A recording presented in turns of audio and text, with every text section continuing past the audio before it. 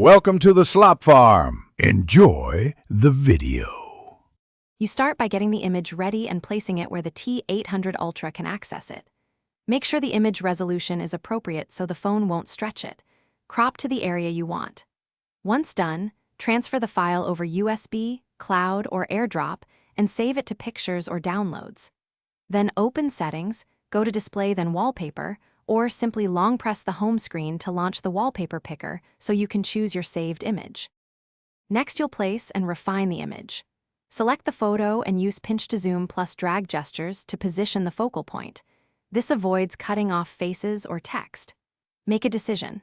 Pick a static image for battery savings or enable a live wallpaper if supported, and toggle parallax only if you like movement. Once positioned, preview how icons and widgets overlay the image, and make sure to choose whether to apply it to the home screen, lock screen, or both before confirming. Finish by tapping Apply or Set and wait for the confirmation prompt. Then return to the home screen to verify alignment and readability. If the wallpaper fails to appear or shows artifacts, clear the launcher/app cache and reboot the T800 Ultra. That resolves most display glitches.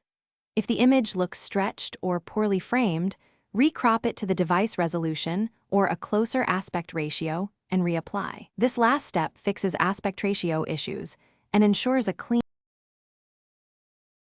Thanks for watching. Consider subscribing if we helped you today.